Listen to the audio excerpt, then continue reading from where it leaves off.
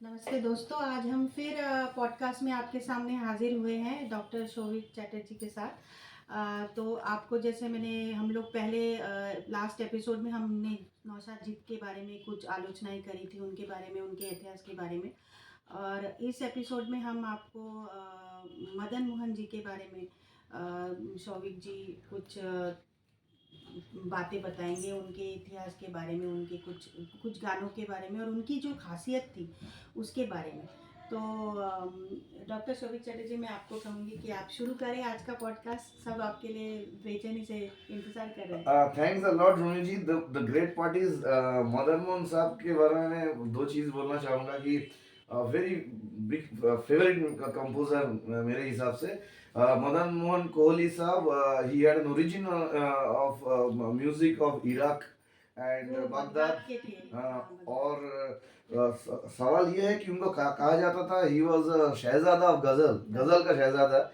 तो रफ़ी साहब, लता जी, सुमन कल्याणपुर जी, इनको बहुत बेहतरीन गाना गवाए हैं मदन मोहन साहब।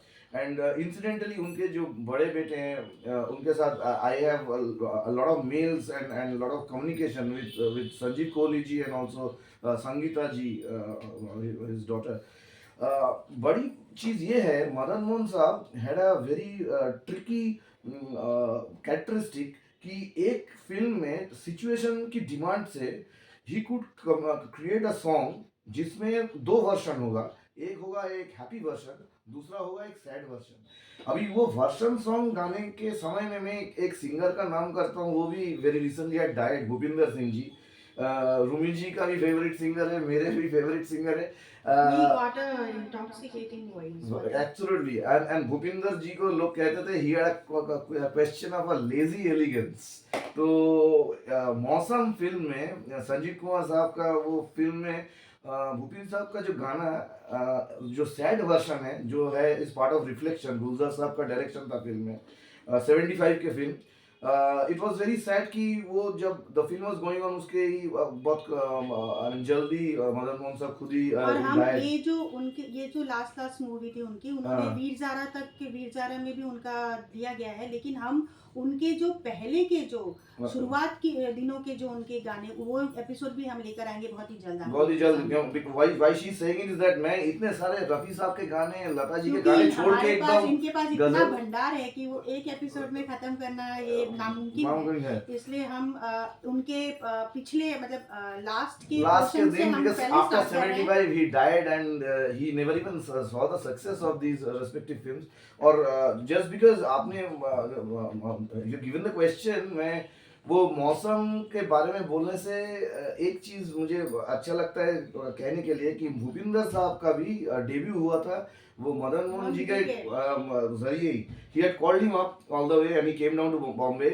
and जो पहला उनका गाना था इन द फिल्म हकीकत, उसमें ही हैड एक्टेड आल्सो, हो के मजबूर मुझे उसने बुलाया होगा। क्या गाना था उसमें, रफी साहब भी गाए हैं, मन्ना डे साहब भी गाए हैं, तलत महमूद साहब भी गाए हैं। रिगार्डिंग मौसम, अब मैं सैड वर्जन का पार्ट में गाता हूँ, रूमी जी गाएगी the part that was the happy version, क्योंकि the film was about reflection. मतलब it is starting from the present and going back to the past। Sanjeev Kumar के जो प्रेजेंट था उसमें the naming of the film was coming up और गाड़ी चढ़ रही थी दार्जिलिंग, तब ये गाना बजता था।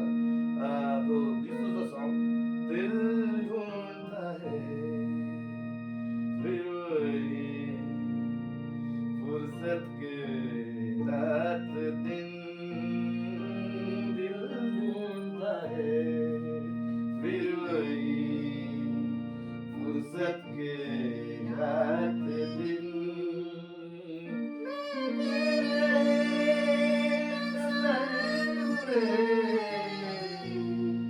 जाना किए हुए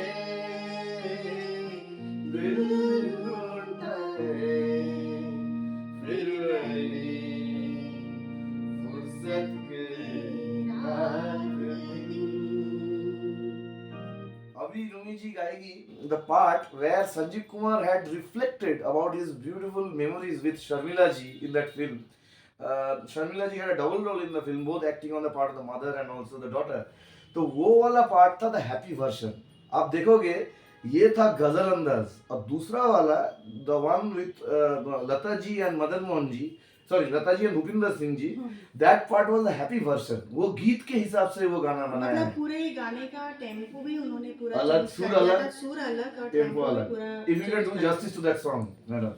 दिल ढूंढता क्या बात है. है फिर वही फुर्सत के रात दिन, दिल ढूंढता है फिर वही फुर्सत के रात दिन, बैठे रहे तस्वर जाना किए हुए, दिल ढूंढता है फिर वही, या गर्मियों की रात जो